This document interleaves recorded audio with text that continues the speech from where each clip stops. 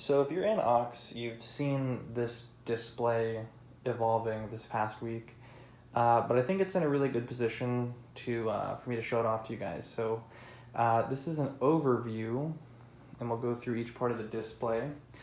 So we'll start here. This is the night vision safety goggles instructions. This, and this were from Seth Tucker, my co-host and good friend. So these are really cool. Just really love the art on this, and yeah, these are really cool.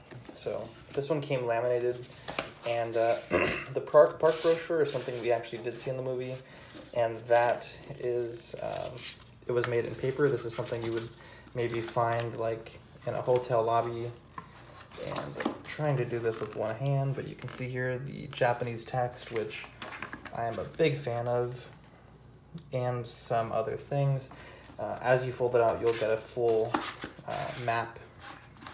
So that's cool, with the locations of the different dinosaurs. And I just kind of have these thrown here. Next up, I have a VIP visitor badge. This is, again, from the same set that Seth gave me. And here we have another visitor's badge. This is from my good friend Lucky from the Dork Dad podcast. He also has a company called Three-Legged Rabbit, so check them out. We then have the Iron Studios Rex. This is a really nice statue. The paint touch-ups are done on the tail and the legs, and there was some throughout the body, some minor gaps that needed to be filled, and yeah, this guy is stunning. I'm super glad that I was able to get it repaired. I have a custom base accent, which was made for our listeners. I made 5 of these, and I think that they came out pretty good. So the guys should be getting theirs. They're shipping out Monday, so they should be getting them early this week. Now, if you listen to our podcast, you know the story about this. This is from Etsy. This is a aluminum business card that I got laser etched with the Iron Studios logo and the art scale 1/10, and the art scale 1/10 thing I had to make in Illustrator, but I think it came out pretty good. It's not 100% accurate, but I think it looks pretty good. This is the cane topper here, which so much drama about this stupid cane topper, but I ended up sanding down some of the excess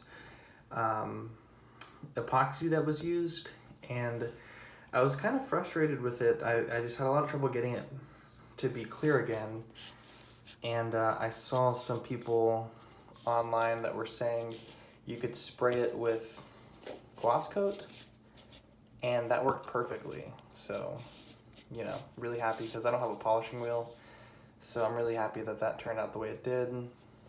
Just glued it on a little clear plastic square, which actually came with the little tackle box I use for the Figuarts Dragon Ball Z stuff that I have. So that's pretty cool. Moving along, we have the goat. This is my version 1 goat feeder, so we could update this in the future. I did Dremel off the China, made in China stamp because everyone was roasting me on that.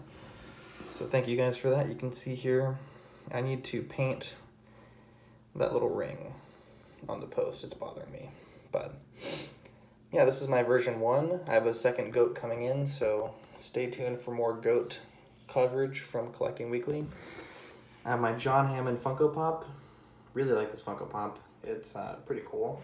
I also have a coin here that was from Seth as well. This is number 4,326, so very cool there. And the Jurassic Park and the Lost World novel from Barnes & Noble. This is like an exclusive print that they did of the novel.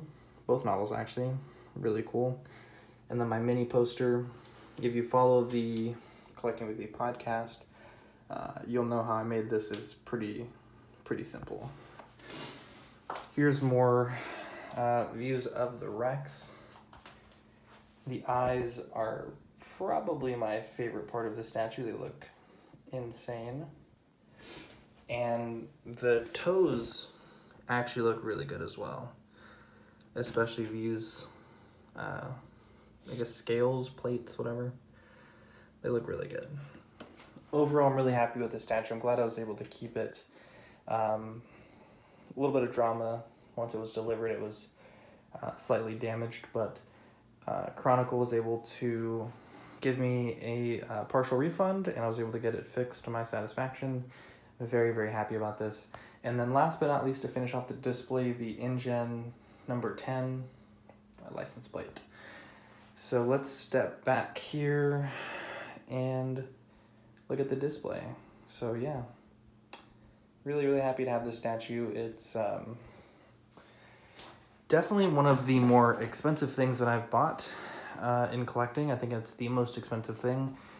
And I'm really happy that I purchased it, to be honest. I think I've seen them on Amazon direct from Iron Studios for like $8.50, and Chronicle really did a lot to help me purchase this in terms of putting me on a wait list and allowing me a generous payment plan. Without that, I would not have been able to swing this. And then, I think this was the last one that they had, from what I understood. And when it arrived damaged, they were able to really fix this so that I didn't have to return it and be without it. So really, really loving this. This is the view from my desk here when I'm working. Ignore all this stuff down here. My daughter's been going crazy playing with these Legos, but yeah, there's a look inside the mouth, and yeah, this is just really cool. The base has this gold, painted gold rather, Jurassic Park logo, which is really neat. And initially I didn't like the actual base, but it's really growing on me. So, there's some fossil details in here, and it's a really nice base. So that's pretty much it, guys. Thank you guys for watching. I hope you enjoy this short tour of my Tyrannosaurus Rex display. Again, this is the Iron Studios 1/10 scale T-Rex. I have the 1/10 scale John Hammond, as well as the 1/10 scale Attack Raptor on waitlist with Chronicle. I was kind of late to the game, so I'm hoping that those waitlists convert, because this would be really cool to add a few more 1/10 scale figures to my collection. So thank you guys for watching. I hope you enjoyed this tour of my display. If you have any questions about the statue, leave them below. I'll try to answer them. Thanks, guys.